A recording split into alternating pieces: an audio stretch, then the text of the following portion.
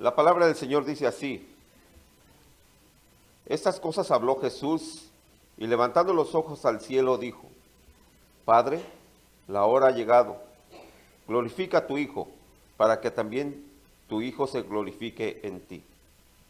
Como le has dado potestad sobre la carne, para que dé vida eterna a todos los que le diste. Y esta vida eterna, que te conozcan a ti, el único Dios verdadero, y a Jesucristo, a quien has enviado, y te he glorificado en la tierra, he acabado la obra que me diste que hiciese. Ahora pues, Padre, glorifícame tú al lado tuyo, con aquella gloria que tuve contigo antes en que el mundo fuese. He manifestado tu nombre a los hombres que del mundo me diste, tuyos eran, y me los diste, y han guardado tu palabra. Ahora han conocido que todas las cosas que me has dado proceden de ti, porque las palabras que me diste les he dado, y ellos recibieron, y han conocido verdaderamente que salí de ti, y han creído que tú me enviaste. Y yo ruego por ellos, no ruego por el mundo, sino por los que me diste, porque tuyos son. Y todo lo mío es tuyo, y lo tuyo es mío, y he sido glorificado en ellos. Y ya no estoy en el mundo, mas esos están en el mundo, y yo voy a ti, Padre Santo, a los que me has dado. Guárdalos en tu nombre, para que sean uno, así con nosotros. Cuando estaba con ellos en el mundo, yo los guardaba en tu nombre, y a los que me diste, yo los guardé, y ninguno de ellos se perdió, sino que el hijo de la perdición, para que Escritura se cumpliese. Palabra del Señor. Y le vamos a pedir a nuestro hermano Otto que nos dirija en la oración de iluminación para poder escuchar nuestro sermón.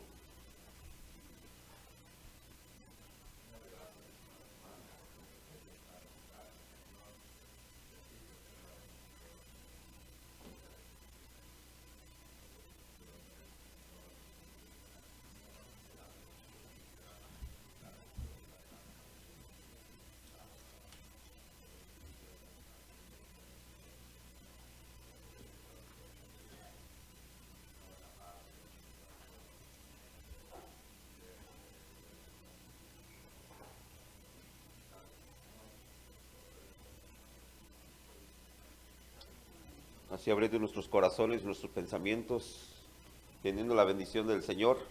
Pongamos atención en el servicio, en el sermón de hoy, que está a cargo de nuestro pastor reverendo Jefferson Caldeira, con el título Tuli.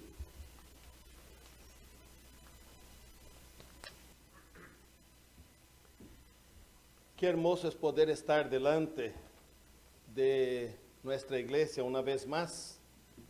En esta ocasión para hablar de un tema tan hermoso, tan bonito, pero tan poco discutido. Porque tal vez cuando hablamos de doctrina, no sea así aquel sermón efusivo que nos gusta, y por eso son menos los sermones doctrinarios. Pero hoy vamos a acercarnos a las Escrituras para conocer un poco de nuestra doctrina, de la doctrina de las iglesias reformadas y presbiterianas, la tulip.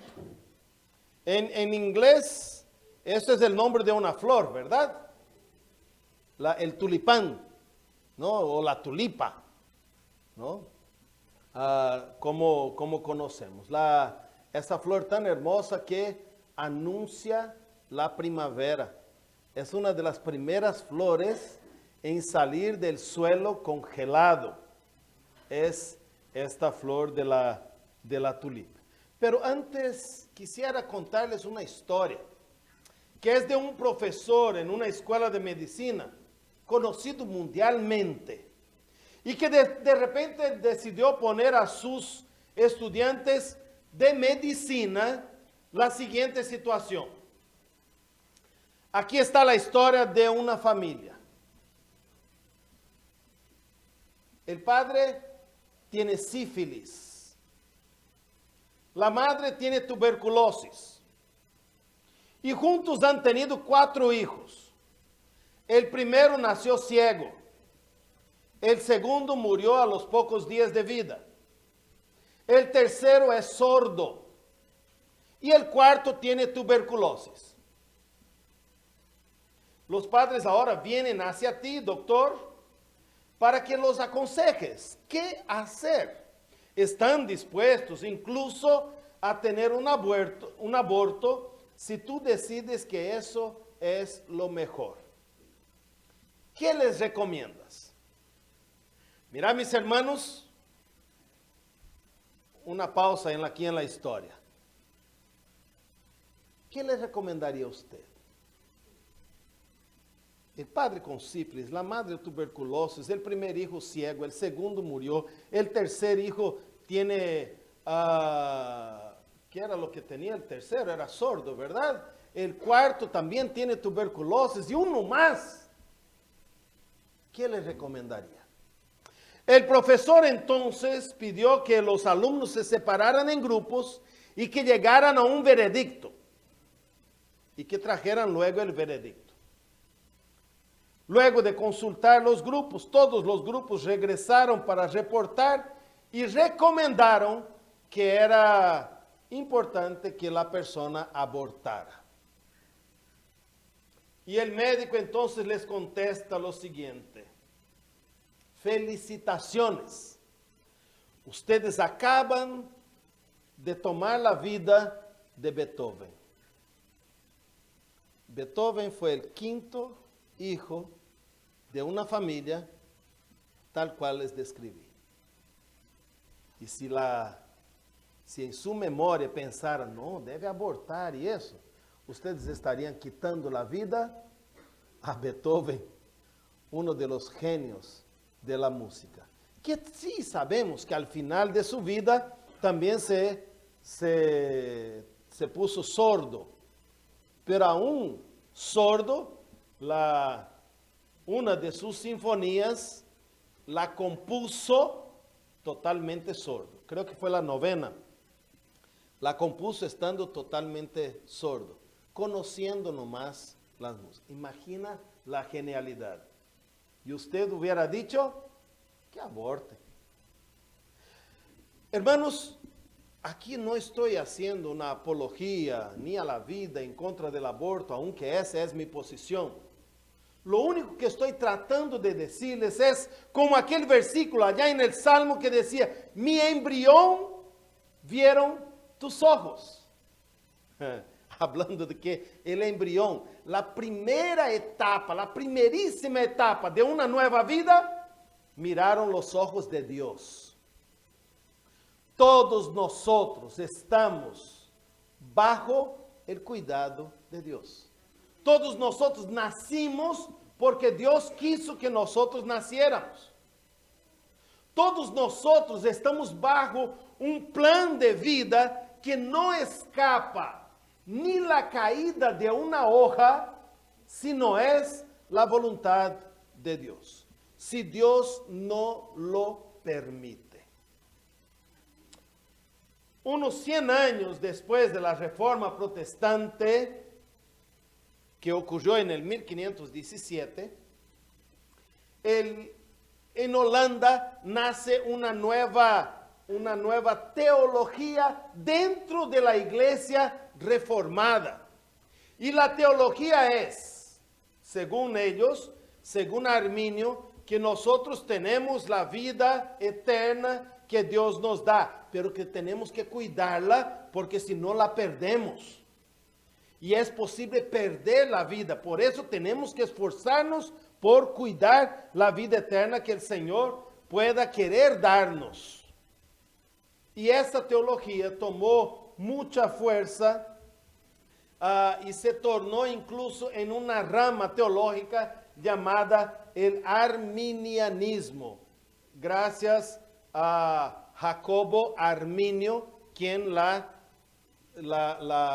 definió, la escribió y la defendió. Contra eso, la iglesia reformada decidió tener un sínodo para decidir realmente qué es nuestro pensamiento respecto a la vida eterna, a si nosotros ganamos la vida eterna, si podemos hacer algo para tener la vida eterna, o si podemos hacer algo para perder la vida eterna. Así que el sínodo se reunió en Dort. Dort, no me acuerdo muy bien, es un nombre holandés con vueltitas, y que finalmente quedó con esa diminutivo, Dort, sínodo de Dort. La agenda de la discusión incluía 5 temas. Eran ellos: la depravación total del hombre, la elección incondicional, la expiación limitada, la gracia irresistible y la perseverancia de los santos. Y al final el sínodo, Jacobo Arminio y sus enseñanzas habían sido oficialmente rechazados por la iglesia, porque de acuerdo a la palabra del Señor, los 5 puntos que salen de ese acróstico, el tulip o el tulipán, nos conduce a pensar de forma diferente a Arminio. El té de la tulipa es de total depravity, o sea, depravación total. La U, unconditional election, o sea, elección incondicional. La L, limited atonement, o expiación limitada. La I, irresistible grace, o sea, la gracia irresistible. Y finalmente la P, la perseverance of the saints, o la perseverancia de los santos. Estos 5 puntos también son conocidos como los 5 puntos del calvinismo, o las doctrinas de la gracia. La Biblia, mis hermanos, para nosotros y para aquellos hermanos en el 1616, 1617, como cristiano, la Biblia es la única regla de fe y de práctica. Podemos tener cientos de pensamientos doctrinarios y nuevas doctrinas, pero si no está basada en la Biblia, no va. Podemos tener pensamientos respecto a la modernidad, pero si la Biblia dice no, es no. Y así, aquellos hermanos y hermanas en el 1600 decidieron tener entonces su reunión en Dort, y finalmente encontraron que solo la Biblia es nuestra suprema autoridad, y a la luz de la misma habrían de ver cada uno de esos puntos. Y también nosotros hoy vamos a ver, de acuerdo a las Sagradas Escrituras, cada uno de esos puntos, y ayudarnos con lo que tomaron decisión aquellos hermanos allá en el sínodo de Dort, y también en la confesión de fe de Westminster del 1646, y ver qué hablan ellos sobre esos puntos. El primer punto de la T, la total depravity, o sea, la depravación total, nos viene a decir lo siguiente: la Biblia enseña que el hombre está muerto. La Biblia dice que tú y yo estamos muertos en nuestros delitos y pecados. Efesios capítulo 2, de los versículos 1 al versículo 6, justamente está diciendo que nosotros estamos muertos. Y les dio vida a nosotros cuando estabais muertos en vuestros delitos y pecados. Capítulo 2, versículo 1 de Efesios. O sea, originalmente nosotros podemos decir, y así todos los seres humanos, estamos muertos. A menos que hayamos nacido de nuevo. Muertos al pecado, pero renacidos para una vida nueva. Muertos. Más que eso, el hombre o la mujer que está muerto en el pecado, naturalmente se aleja de Dios, odia a Dios. Y su mente carnal tiene una enemistad en contra de Dios. Romanos capítulo 8, en el versículo 7, dice así: por cuanto los designios de la carne son enemistad contra Dios, porque no se sujetan a la ley de Dios, ni tampoco pueden. O sea, el ser humano naturalmente no puede ser amigo de Dios. Es natural una enemistad en contra de Dios. Toda la humanidad, mis hermanos, ha sido afectada por eso. Ha sido dañada, ha sido distorsionada por la entrada del pecado en el mundo. Y esto significa que el hombre es tan malo como pudiera ser, sino que cada aspecto de nuestra vida está afectada por el pecado. De manera que estamos muertos en nuestros delitos y en nuestros pecados. Y en Efesios, en el versículo capítulo 2, en el verso 5, dice todavía: y aún estando nosotros muertos en pecado, nos dio vida juntamente con Cristo. Aún estando muertos en nuestros pecados. Mis hermanos, no podemos cambiar nuestra situación por nosotros mismos. Por nosotros mismos no hay que hacer. Es natural una enemistad en contra de Dios. Y si naturalmente estamos enemistados en contra de Dios, ¿cómo podemos ser salvos? Capítulo 2 de Colosenses, en el verso 13 dice: y vosotros estando muertos en pecados y en la incircuncisión de vuestra carne, os dio vida juntamente con él, perdonándoos vuestros pecados. Por nosotros mismos no podemos salvarnos. Y eso es lo que significa la total depravación del ser humano.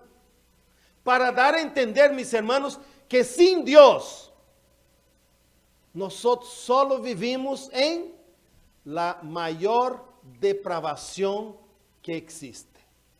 Y entonces su mente puede caminar en lo que sea respecto a la vida pecaminosa. El canon de Dort escribió de la siguiente forma la conclusión de ese tema.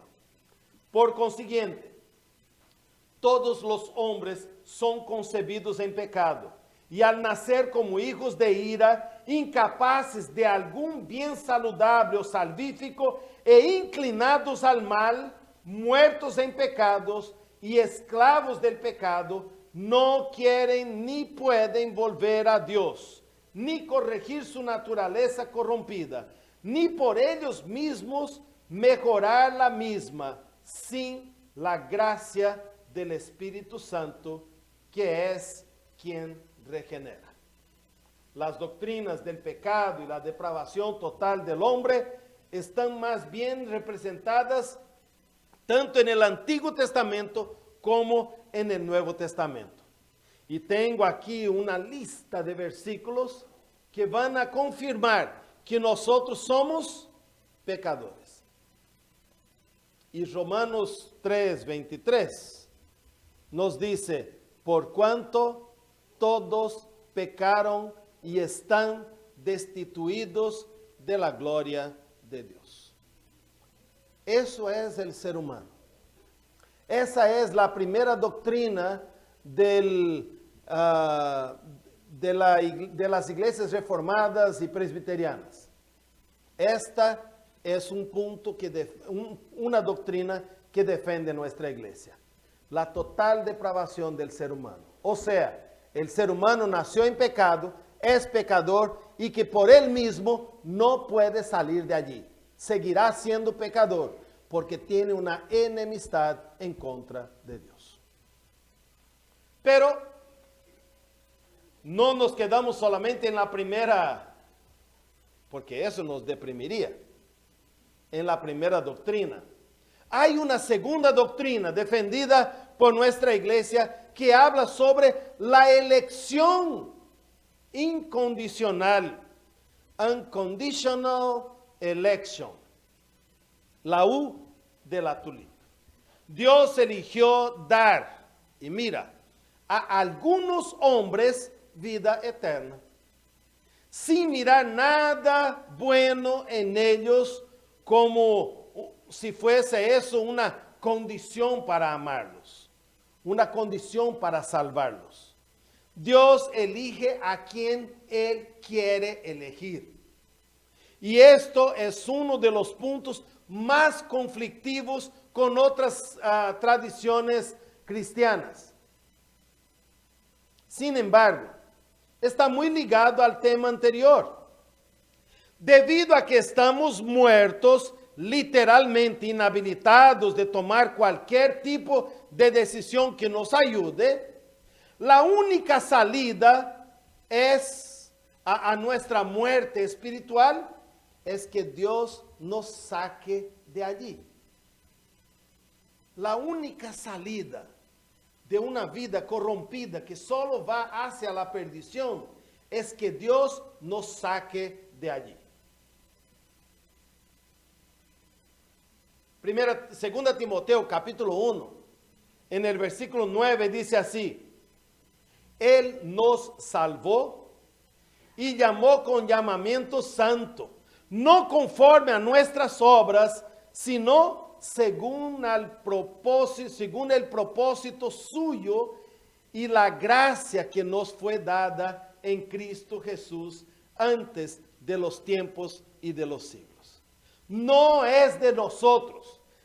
Allá en Efesios capítulo 2 también nos dice que nosotros somos salvos por la gracia, no por obras, para que nadie se gloríe. No podemos hacer nada por nuestra cuenta. No podemos ni aceptar al Señor, si no es que el Espíritu Santo nos conduzca a ello. Porque naturalmente, como hombres y mujeres, somos pecadores, enemigos, por naturaleza de la santidad de Dios. Así que nadie por sí solo puede ni querer acercarse a Dios.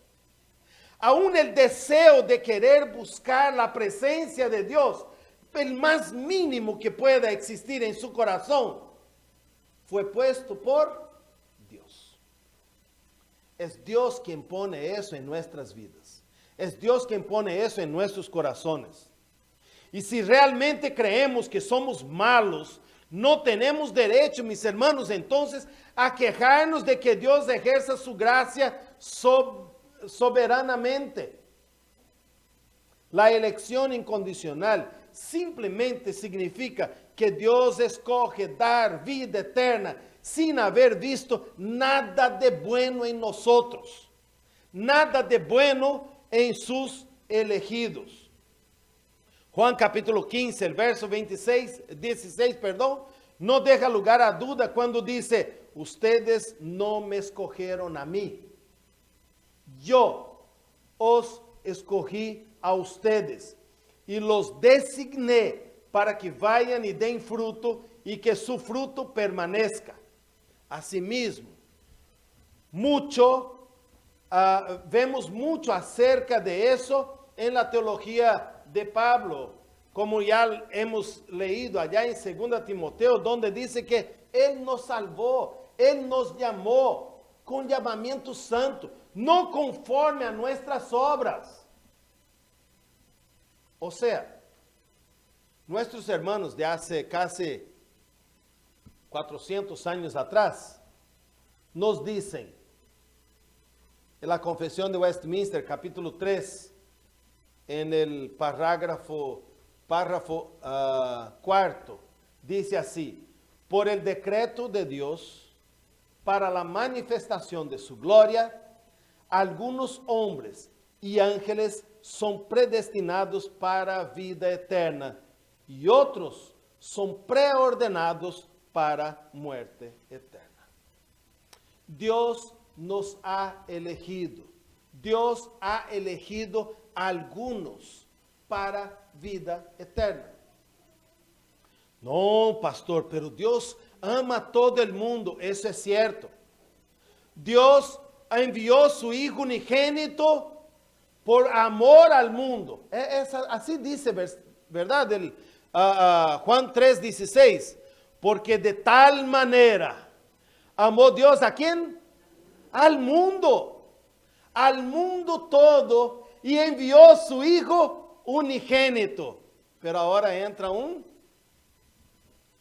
para que todo aquel que en él crea tenga vida eterna. Así que, mis hermanos, lo que queda claro es que la salvación, algunos dicen, no, la salvación universal es de toda la humanidad. Lamentablemente no. La salvación es para aquellos que el Señor decidió llamarlos a su reino, llamarlos a su gloria, y que colocó en su corazón, en tu corazón, el deseo de conocerlo. Expiación limitada. Esa es la tercera doctrina que nosotros estudiamos. Limited atonement. Expiación limitada. La muerte de Cristo paga por todos los pecados de aquellos que han sido elegidos. El perdón de los pecados, mis hermanos, está disponible. Cuando nosotros hablamos así, perdón limitado. ¿Usted cree que el perdón de Dios es limitado? Pero la teología dice que sí. No está diciendo a usted. Para nosotros, el perdón de Dios es ilimitado. Para todo aquel que en él cree, no se pierda. Pero ¿qué pasa con aquellos que no creen en él? ¿Qué pasa con ellos? Así que la expiación, el perdón de pecados, sí, mis hermanos, es limitado. Y es más, incluso a nosotros de vez en cuando, yo uso un texto bíblico y trato de ser bien claro en la proclamación del perdón para decir, todos sus pecados confesados están perdonados. Pero ayer yo hice algo que yo no confesé, todavía no me arrepiento de él. Problema tuyo, quédate con eso. ¿Ya? Quédate con eso. El rato que te arrepientas y confieses, ahí sí. Ahí el atonement, ahí la expiación tendrá valor. Pero hasta que nosotros confesemos, tendremos esa mancha ahí dentro de nosotros. Es tiempo de que nosotros recordemos que la muerte de Cristo paga por los pecados de aquellos que han sido elegidos. El perdón de los pecados está disponible para todos los pecadores, pero solo paga por aquellos que el Padre ha predestinado antes de la fundación del mundo. Esa doctrina también es conocida como la expiación específica o particular. Más allá, los escritos de algunos de los grandes reformadores como Juan Calvino, John Owen o Charles Hodge, vemos suficiente para todos, efectiva para algunos.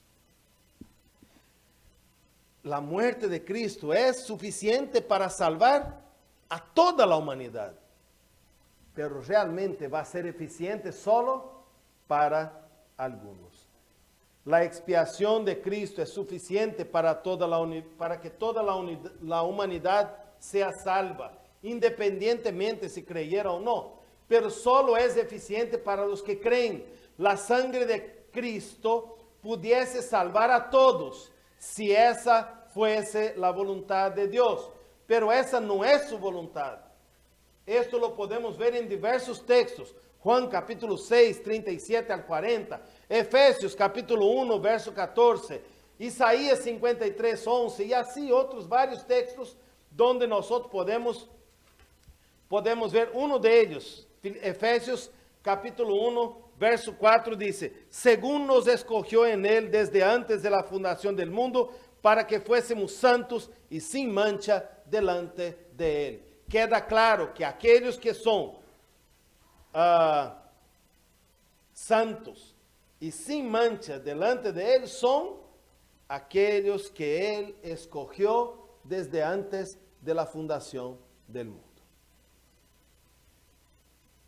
El canon de Dort resume esa doctrina de la siguiente forma: porque este fue el consejo absolutamente libre, la voluntad misericordiosa y el propósito de Dios Padre, que la virtud vivificadora y salvadora de la preciosa muerte de su Hijo se extendiese a todos los predestinados para, únicamente a ellos, dotarlos de la fe justificante y por eso mismo llevarlos infaliblemente a la salvación. Así resume el sínodo de Dort esa doctrina. Finalmente, podemos llegar a la siguiente doctrina sobre la gracia irresistible. Gracia, mis hermanos, es el libre e inmerecido poder de Dios para salvar a una persona de sus pecados, que de otra manera lo llevan al infierno. La gracia lleva al infierno, o sea, lleva al cielo, al reino de Dios, a aquellos que deberían terminar en el infierno eterno. O sea, nosotros. La gracia de Dios nos lleva a su reino. Pero si fuera a ver lo que mereciéramos, por nuestros delitos y por nuestros pecados, mereceríamos la perdición. Pero es la gracia de Dios la que se acerca a nosotros. Nadie se puede negar o resistir a esa gracia, la gracia salvadora de Dios. Esa doctrina también se conoce como el llamamiento eficaz. Cuando la gracia llega, nunca puede ser rechazada. Su efectividad es perfecta. Esto significa que si Dios ha elegido a alguien, no hay forma de que esta persona no llegue a ser salva. El propio Señor Jesucristo, en el texto que leímos allá en Juan, decía: Señor, tú me has dado y yo no perdí ninguno de ellos. Yo los guardé. Mientras estuve en esta tierra, yo los guardé. Y solo se perdió aquel que por causa de las Escrituras habría de perderse. El único. Todos los demás, yo los guardé. Pero ahora que yo voy a ti, por favor, Señor, ahora te paso el batón, ¿no? Te paso la responsabilidad. Cuídalos. Cuídalos para que no se pierdan. Mis hermanos, eso significa que nosotros estamos en el hueco de la mano de Dios. Cuidados por Dios. Hay tormentas, hay dificultades, hay crisis, pero cuando hablamos de salvación, mis hermanos, es Dios quien nos está cuidando nuestra salvación. Entonces, ahí es donde confligía la doctrina arminiana. ¿Cómo vas tú a decir que Dios no tiene el poder para protegerte, para salvarte? Nuestro Dios es todopoderoso. Y si Él decide salvarnos, ¿quién puede escapar de su mano? ¿Quién va a tener poder suficiente para decirle no? Así que es la gracia de Dios, el poder de Dios, el que nos da la seguridad de vida eterna. El propio Señor ha dicho: yo vine para darles vida. Yo les he dado vida eterna. Y cada vez que Jesucristo habla de eso, Él no habla para que en el futuro, cuando ustedes mueran, tengan vida eterna. No, Él habla en el presente. Yo ya les he dado vida eterna. Ustedes ya participan del reino de Dios y esa es nuestra seguridad. Nosotros somos parte del reino de Dios. Todavía fallos, todavía pecadores, pero en el camino. Y eso nos conduce a la última doctrina. Pero antes de eso, el resumen de gracia eficaz. Todos lo que Dios predestinó para la vida. Y solo esos, Él se place en su tiempo llamar efectivamente por su palabra y por su espíritu. Confesión de Fe de Westminster, capítulo 10, párrafo 1. Todos los que Dios predestinó para la vida, y solo esos, Él se place en su tiempo llamar efectivamente por su palabra y el espíritu. Este es posiblemente uno de los puntos más esperanzadores de toda la teología cristiana. Por su poderosa gracia, los que fuimos escogidos seremos glorificados. Romanos 8, 29 al 30. ¿Se acuerdan lo que dice allá en ese texto? Que no hay cosa que nos pueda apartar del amor de Dios. 29 y 30. Porque a lo que antes conoció también los predestinó para que fuesen hechos conforme a la imagen de su Hijo, para que Él sea el primogénito entre muchos hermanos. Y a los que predestinó, a estos también llamó. Y a los que llamó, a estos también justificó. Y a los que justificó, a estos también glorificó. Nosotros somos llamados por Dios. Somos predestinados por Dios. Somos elegidos por Dios.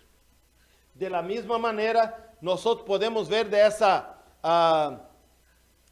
doctrina en todas las Sagradas Escrituras, desde Antiguo Testamento hasta en el Nuevo Testamento.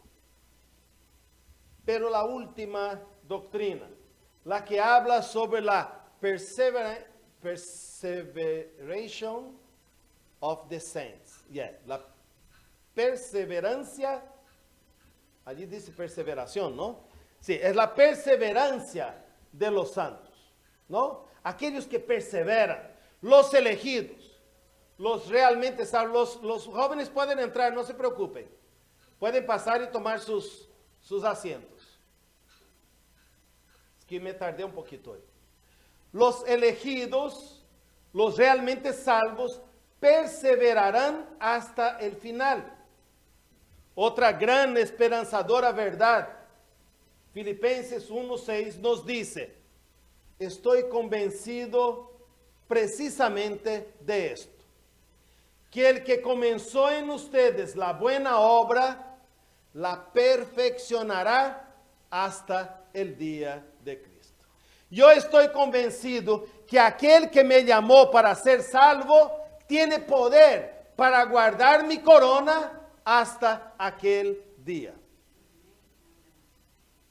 Esto no se refiere, mi hermano, al llamado salvo, siempre salvo, que algunos dicen por ahí, de una forma hasta burlesca o, diría yo, hasta ofensiva, dando a entender que ahora que soy salvo, Cristo ya me salvó, haré lo que me dé en gana.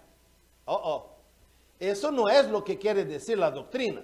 Más bien, una vez elegidos por Dios, nosotros vivimos de acuerdo a la voluntad de Dios. En la soberanía de Dios, aquellos a quien Él eligió para salvación van a sostener esa confesión de conversión hasta su muerte, perseverando en vida de santidad. Esto significa la perseverancia de los santos. Que no importa que las crisis lleguen, yo voy a perseverar en la fe. Y estas verdades, mis hermanos, están presentes en todas las escrituras. A quienes Dios ha aceptado en su amado y a que han sido llamados eficazmente y santificados por el Espíritu, no pueden caer, ni total, ni definitivamente del estado de gracia, dice la Confesión de Fe de Westminster, sino que ciertamente han de perseverar en él hasta el fin. y serán salvos eternamente. Esta perseverancia de los santos depende no solo de su propio libre albedrío, sino de la inmutabilidad del decreto de elección que fluye del amor gratuito e inmutable de Dios nuestro Padre. O sea, el Señor nos ama tanto, nos cuida, nos protege, al punto de colocar en nosotros el deseo de perseverar en la fe, la necesidad de perseverar en nuestra confesión. Los 5 puntos calvinistas, mis hermanos, son cristianos, son bíblicos. No es una teología simplemente para la iglesia presbiteriana Vida Nueva. No es solo para la iglesia presbiteriana. No es solo para la iglesia reformada. Es una doctrina bíblica. Y la TULIP no pretende ser un sustituto o mejorar la teología bíblica, sino un reflejo de la misma. Así como yo diría, Newton no inventó la ley de la gravedad. La ley de la gravedad ya existía. Él simplemente la enunció, ¿no? Puso palabras a reconocer que existe una ley, que si tú tiras una cosa para arriba, va a caer. Algo que lo jala para abajo. Él solo enunció esa ley. Así que la doctrina, la TULIP, no es una invención nuestra. Está ahí. Es simplemente enunciar lo que está en las Sagradas Escrituras. Agustín, Calvino, el Sínodo de Dort, la Confesión de Fe de Westminster, no inventaron esas doctrinas. El Señor decretó esos gloriosos 5 puntos. Y les digo más, podría haber 6, 7, 10, 20, hay varios otros más. Pero esos 5 son fundamentales para nosotros. Total depravación, elección incondicional, expiación limitada, gracia irresistible y perseverancia de los santos. Explicar el TULIP no es complicado. Nosotros podemos ver claramente cada uno de esos 5 puntos en toda la Biblia. Recordemos, eso no es calvinismo. Este es el glorioso Evangelio de Jesús. Eso es Biblia. Nosotros somos malos. Nosotros no hemos hecho nada bueno para ser elegidos por Dios, pero Él nos eligió. Cristo murió por nuestros pecados, por los míos y los tuyos. Nadie se puede negar a la gracia de Dios que viene hacia nosotros. Y los que son realmente elegidos perseverarán en santidad hasta el día final. Que el Señor nos bendiga. Y quiero terminar con ese texto de Pablo donde dice: yo estoy seguro de que aquel que empezó en nosotros la buena obra, la perfeccionará hasta el día de Jesucristo. Que Dios nos guarde.